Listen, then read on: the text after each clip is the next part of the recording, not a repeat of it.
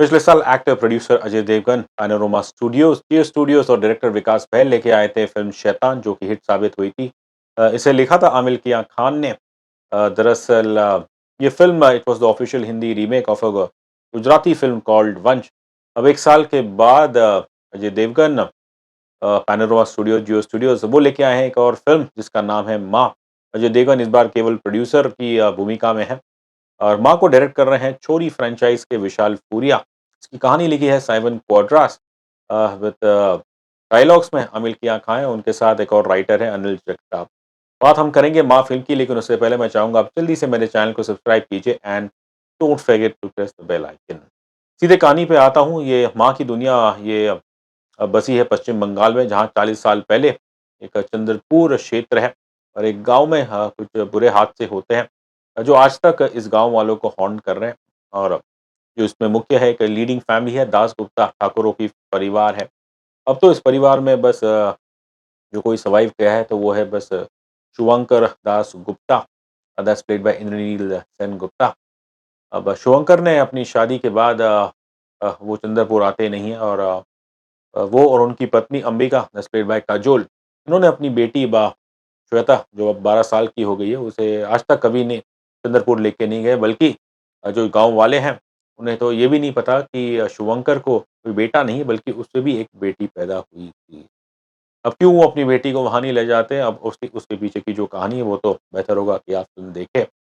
देखिए, from a story point of view अगर मैं कहूँ तो यहाँ पे सेवन कोड्रास उन्होंने एक फेमस हिंदू मिथोलॉजी है जिसका मैं ज़िक्र नहीं करूँगा, उससे प्रेरणा लेके उन्होंने एक फ़िक्शनलाइज़्ड एक हॉरर स्टोरी बनाई है इन दिस फ़िल्म माँ।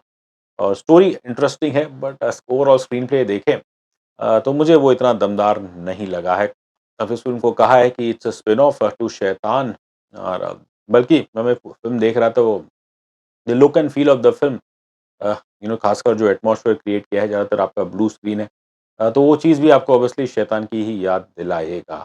देखिए, शैतान का अगर आप देखें, वो एक it was not a supernatural horror, it was a psychological horror, जहाँ पे एक शख्स मेंटली डिरेंज्ड है, जो अरमादवन का किरदार था, और वो बेसिकली लड़कियों को अपने वंश में करता है। और वह उसका जो सटल मैसेज था, obviously that was to call out patriarchy. Similar चीज़ आपको यहाँ माँ में भी देखने को मिलेगी, बस ये है कि माँ के अंदर एक बुरी प्रथा है, अ अ बलि की जो बुरी प्रथा है, जो थैंकफुली आजकल तो मैं मानता हूँ कि ज़्यादातर देश में नहीं होती है। इस माँ फ़िल्म द्वारा ऑब्वियसली ये उस मुद्दों के ऊपर ये वो सटल तरीके से ये बात करती है and obviously condemns any kind of human sacrifice. Film देखते वक़्त इतना एंगेजिंग नहीं लग रही थी। मैं सोच रहा था कि भई इसे आखिर क्यों बनाया गया है? फिर मन में शायद एक एक ऐसा भी ख़्याल आओ कि भई अजय देवगन ने की शैतान, और मे बी हो सकता है उनकी पत्नी काजोल वो चाहती होगी उन्हें भी कुछ हॉरर फ़िल्म करने को मिले। अब लाइक आई सेड बिफोर, शैतान एक साइकोलॉजिकल हॉरर थी, लेकिन माँ एक सुपरनैचुरल हॉरर है। और मे बी यहाँ पे अजय देवगन साहब उन्होंने अपनी पत्नी के लिए ये फ़िल्म माँ बनाई है। फ़िल्म के आप क्रेडिट्स में देखोगे तो हर एक व्यक्ति ने अपने मिडल नेम में अपनी माता का नाम डाला है। वाह! All this is good. लेकिन केवल ये करने से मेरे ख़्याल से दर्शक आपकी फ़िल्म के प्रति आकर्षित नहीं होगा, क्योंकि ओवरऑल फ़िल्म मुझे काफ़ी घिसी-पिटी लगी है। देखिए, अ, कहानी आप मिथोलॉजी से इंस्पिरेशन लेते हो, वो अच्छी बात है। फिर वहाँ से आप अपनी एक अलग फ़िक्शन कहानी बनाते हो, और माँ के अंदर जो एक फ़िक्शनल हॉरर एंगल डाला गया है, जोड़ा गया है टू हिंदू मिथोलॉजी, वो काफ़ी अच्छा है। पर ओवरऑल जो इसका स्क्रीन प्ले है, कम से कम मेरे जैसे दर्शक को तो उसने इतना नहीं लुभाया। देखिए, पिछले 2 साल में आप देखें, ज़्यादातर जो चीज़ें चली हैं वो तो हॉरर या हॉरर कॉमेडी ही चली है। और मेरे ख़्याल से इसमें कोई दो राय नहीं है कि अब और दुःख भी होता है ये कह के कि बस लगता है बॉलीवुड को लगता है कि बस कुछ और सब्जेक्ट्स चल नहीं रहे हैं, तो बस इसलिए हम हॉरर या हॉरर कॉमेडीज़ बनाएँ। Personally if you ask me, I don't mind horror. Horror comedies मुझे इतनी पसंद नहीं है, बिकॉज़ वो हॉरर जॉनर को का मेरे ख़्याल से it reduces to a joke. और शैतान की ख़ासियत यही थी कि वो एक साइकोलॉजिकल हॉरर थी। हालाँकि वो फ़िल्म भी मेरे ख़्याल से इतनी पूरी एक्जीक्यूशन ओवरऑल इतनी अच्छी नहीं थी। फर्स्ट हाफ मुझे उसका काफ़ी अच्छा लगा। सेकंड हाफ मुझे शैतान का कमज़ोर लगा था, लेकिन माँ का यही है कि फर्स्ट हो या सेकंड हाफ हो, ज़्यादातर मुझे ये फ़िल्म इतना इसने इसने प्रभावित नहीं किया। कई जगह पे मुझे ये कमज़ोर लगी। बस आई थिंक फ़िल्म का जो सबसे बड़ा स्ट्रॉन्ग पॉइंट है, तो वो है इसकी प्रोडक्शन डिज़ाइन, इसकी सिनेमैटोग्राफ़ी, इसका बैकग्राउंड म्यूज़िक बाय अमर मोहिले। और फ़िल्म देखते वक़्त कहीं न कहीं ऑब्वियसली आपको एक शैतान का भी थोड़ा नॉस्टैल्जिया रहेगा in terms of the look. और यहाँ पे वही देखिए ज़्यादातर जो आपका स्क्रीन है, जो एटमॉस्फेयर क्रिएट किया गया है, और एक ब्लू स्क्रीन आपको ज़्यादातर दिखता है।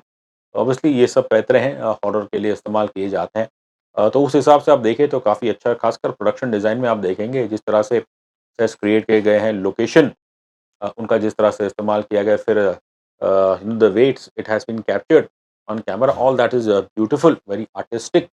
लेकिन वही है कि केवल प्रोडक्शन डिज़ाइन, सिनेमैटोग्राफ़ी या बैकग्राउंड म्यूज़िक पे कोई कहानी दर्शकों को इतना अपील नहीं कर सकती, बिकॉज़ मेन वही है कि आपकी मेन कहानी अगर वो उसे आप ठीक से एग्ज़ीक्यूट नहीं कर पाए, एक प्रॉमिसिंग कहानी है, and if you are not able to execute that, तो बड़ा मुश्किल होता है दर्शकों को आपको 2 घंटे 15 मिनट तक बाँध के रखना। आई थिंक राइटिंग वैसे ठीक है, लेकिन कुछ जगह पे मुझे लगा कि बेवजह के आपने हिंदी डायलॉग्स के अंदर एक एक आध इंग्लिश वर्ड्स डाल दिए गए। और साइविन कोड्रास, he is been there around. और बस फ़िल्म देखते वक़्त मुझे वही लग रहा था कि बस एक सोच थी कि हमें एक हिंदू मिथोलॉजी उसको लेके एक कुछ अपनी एक अल्टरनेट फ़िक्शनल थियरी बनानी है उस चीज़ को लेके, लेकिन बियॉन्ड द थॉट मुझे नहीं लगता यहाँ पे साइविन कोड्रास एक पूरी तरीके से उसे एक अच्छे स्क्रीन प्ले में तब्दील कर पाए।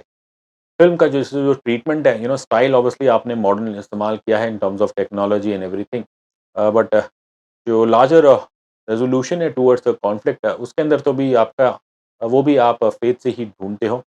अब पुराने ज़माने में तो आम दर्शकों को काफ़ी पसंद आती है, लेकिन उस दौर के क्रिटिक्स शायद ख़ासकर मेरे ख़्याल से अंग्रेज़ी मीडिया के, वो इन ऐसे कहानियों को वो एक रिग्रेसिव मानते थे। आज के दौर में मेरे ख़्याल से वो कहना मुनासिब नहीं होगा कि I don't mind going back to those 80s 90s horror horror stories, बस ये है कि जो स्टाइलिंग है, प्रेज़ेंटेशन है, उस पे तो ख़ैर आपको मॉडर्न डे के हिसाब से करना पड़ेगा। लेकिन जो एक ईथॉस होते हैं कहानी के, वो बदलने नहीं चाहिए। और दुर्भाग्य से माम ओवरऑल मुझे देख के वही लगा कि प्रॉमिसिंग टेल थी, लेकिन अ, रा राइटर साइमन कॉड्रास और डायरेक्टर विशाल पूरिया, वो यहाँ पे जस्टिस कर नहीं पाया। विशाल पूरिया का उनकी फ़िल्म छोरी पहली वाली तो अच्छी थी, लेकिन छोरी 2 वाज़ हॉरिबल। पर्सनली मेरा ऐसा मानना है कि विशाल पूरिया इतने फाइन डायरेक्टर वो नहीं है। अभिनय की बात करूँ तो सीधा शुरुआत करेंगे हम काजोल देवगन से। और टू बी ऑनेस्ट अपने करियर के इस पड़ाव में, एक सेकंड इनिंग्स में, actors like Kajol are looking for meaningful roles. और I don't like to use the word comeback, लेकिन पिछले 4-5 सालों में आपने देखा होगा कि काजोल ने जो कुछ किया है, चाहे वो बड़े पर्दे पे हो, फिर उन्होंने ओटीटी पे भी की है, वो मुझे इतना कुछ इम्प्रेसिव नहीं लगा है। And in fact as an actor अगर आप देखें, तो she is been found wanting. देखिए मेरा मानना है, I am also like an 80s 90s kid, और जो हमारे 90s के स्टार्स हैं, चाहे मेल हो या फीमेल स्टार्स हो, तो ऑब्वियसली वो उस दौर में जैसी फ़िल्में चलती थी, वो उसमें अ, वो काफ़ी उन्होंने सफलता पाई थी। लेकिन अब 25-30 साल बीत चुके हैं, हम 2025 में हैं, और आज के दौर में मेरा मानना है कि बतौर दर्शक अ, एक्टिंग का अगर मैं एग्ज़ाम्पल्स हम ढूँढते हैं, तो it's not the Khans, it's not the Roshan, not the Akshay Kumar, it's not the Madhuri Dixit, it's not the Karisma Kapoors, not the Kareena Kapoors, and not the Kajols, but यहाँ हम बात करते हैं 2025 में, तो obviously there are names like Jaideep Ahlawat, Nawazuddin Siddiqui, Gagandeep Riar is a terrific talent, Namit Das very underrated, इस बहुत ही बेहतरीन actor, Ranbir Kapoor obviously is a superstar and a great actor. महिलाओं में हम देखते हैं जो अच्छे एक्ट्रेसेस हैं आज के दौर में, देयर इज़ वामिका गब्बी, सानिया मल्होत्रा, और फिर पीपल लाइक कोंकणा सेन शर्मा। तो मैं वही सोचता हूँ कि जब हम वैसे तो मैं तुलना नहीं करता हूँ, लेकिन एक्टिंग की परिभाषा अगर आपको जाननी है, तो फिर वो आपको मिलेगी from the performances of the likes of Jaideep Ahlawat, Wamiqa Gabbi, ऐसे लोग।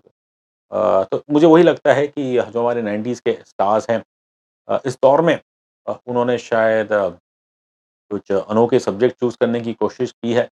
लेकिन बतौर एक्टर ये वही आपको घिसी-पिटी परफ़ॉर्मेंस लगती है। इतना ज़रूर कहूँगा कि काजोल की परफ़ॉर्मेंस जो उनकी पिछली फ़िल्म आई थी दो पत्ती, वो तो काफ़ी हॉरिबल थी। उसके मुताबिक तो यहाँ पे ठीक-ठाक है। एंड ओवरऑल मैं कहूँगा कि काजोल की जो परफ़ॉर्मेंस है as Ambika it's I would से वेरी एकेडमिक। काजोल के अलावा इंद्रनील सेनगुप्ता, उनका तो ख़ैर कुछ ख़ास रोल इसमें है नहीं है। फिर ये जो बच्ची है किरीन शर्मा, जब इसे देख रहा था वही लग रहा था कि बस हाँ, आपने एक शैतान की स्पिन ऑफ बनाई है। तो अब शायद अजय देवगन, पैनोरमा, जियो स्टूडियोज़ चाह रहे होंगे कि हम एक और यंग बच्ची द्वारा एक लोगों को एक हॉरर फ़िल्म दें और but we I don't want to put needless pressure on this young kid लेकिन जो जानकी बोरीवाला की जो परफ़ॉर्मेंस थी in Shaitaan and also the original Gujarati film I think उससे अगर मैं कंपेयर करूँगा तो obviously young Kiran still has a long way to go. Seasoned actor Ronit Roy अक्सर कमाल का काम करते हैं। शुरू में जब मैं इन्हें देख रहा था कि obviously he is playing the sarpanch in this Chandrapur और जॉयदीप किरदार है इनका और इनका जो बोलने का अंदाज़ है विद दैट बंगाली एक्सेंट। मैंने आजू-बाजू कुछ बंगाली लोग से पूछा कि जो ये बंगाली एक्सेंटेड में जो हिंदी बोल रहे हैं, क्या वो बराबर है? तो एक बंगाली ने तो कहा कि हाँ, वो ठीक है। एंड ओवरऑल अगर देखें इस फ़िल्म के अंदर कोई कंसिस्टेंट परफ़ॉर्मर है, तो वो मेरे ख़्याल से वो रोनित रॉय उनका काम आपको अच्छा लगेगा। सपोर्टिंग कास्ट में मेरे ख़्याल से अब देखें तो इतने स्ट्रॉन्ग नहीं है और एक चीज़ जो मुझे अजीब लग रही थी कि चलिए आपने एक बंगाली सेटिंग कर दी है, तो फिर उस हिसाब से शायद आपको बेहतर ये होता कि आप ज़्यादातर वैसे एक्टर्स लेते थे बंगाली स्पीकिंग एक्टर्स लेकिन जो कि हमें देखने को नहीं मिला। अब इस हवेली के अंदर जो एक नौकर है विकास वो जो एक्टर है गोपाल, ये भाई साहब छत्तीसगढ़ से आते हैं लेकिन यहाँ पे उन्हें जबरन बंगाली एक्सेंट थोपी गई है। अब वो किस अंदाज़ में बोलते हैं वही जो एक बॉलीवुड की जो बंगाली एक्सेंट है वो उसी वैसी ही आपको यहाँ सुनने को मिलती है। वैसे तो ख़ैर टेक्निकली मैंने पहले कहा कि ये फ़िल्म अच्छी है लेकिन जो इसमें सपोर्टिंग कास्ट में जो बाकी फीमेल विक्टिम्स या यंग विक्टिम्स उनका मेकअप में शायद थोड़ी बहुत कंजूसी कर दी यहाँ विशाल पूरिया साहब ने बिकॉज़ उनके जो हॉन्टिंग के सीन्स हैं जब आप वो देखते हो अ, वो ऑब्वियसली इतना इम्पैक्ट नहीं लग रहा है, आपको क्लियरली दिख रहा है कि एक बैड मेकअप। फ़िल्म में संगीत तो है नहीं लेकिन जो बैकग्राउंड म्यूज़िक है अमर मोहिले का वो एज़ ऑलवेज़ अच्छा है। बस अंत में यही कहूँगा कि माँ फ़िल्म एक और प्रयास है जनता को हॉरर द्वारा आकर्षित करने का। अब while I don't really blame the producers लेकिन बॉलीवुड का अक्सर यही इतिहास रहा है कि जो कुछ फ़ॉर्मूला चलता है, वो भेड़-चाल हो जाती है। पिछले 2 ढाई साल से हॉरर फ़िल्में या हॉरर कॉमेडी चली है, चुनिंदा। अब इसलिए ज़्यादातर लोग हॉरर ही की पूँछ पकड़ के बैठे हुए हैं। अब मैं इसे जिस तरीके से देखता हूँ I think in the larger I would say interest of the film industry this भेड़-चाल कभी भी ठीक नहीं होती। और दूसरी ओर से अगर आप देखें कहीं न कहीं कहना तो नहीं चाहिए लेकिन ऐसा लगता है कि हमारी इंडस्ट्री ने हार मान ली कि बस फ़िलहाल अगर सिर्फ़ हॉरर चल रही है, तो हम इसी के ऊपर हम फ़िल्में बनाएँगे। अब ये हफ़्ते माँ भी है, उसके साथ there is also Sonakshi Sinha's Nikita Roy, वो भी शायद एक हॉरर फ़िल्म है। तो वही है बतौर दर्शक अगर वो केवल हॉरर देखना चाहती है, तो उस हिसाब से मेरे ख़्याल से माँ अ, एटलीस्ट जो मेरे ख़्याल से ट्रेडिशनल हॉरर जॉनर की जो ऑडियंसेस है उन्हें कहीं न कहीं ये अपील करेगी and largely because of its VFX. मेरा ऐसा मानना है कि ये फ़िल्म आप थिएटर में देखेंगे तो ही इसका आनंद उठा पाएँगे वरना जब छोटे पर्दे पे ओटीटी पे जब आएगी तब शायद उसका इतना विज़ुअल का इम्पैक्ट ना हो। ख़ैर रही बात रेटिंग की तो मैं देता हूँ माँ को 5 में से 2 स्टार्स।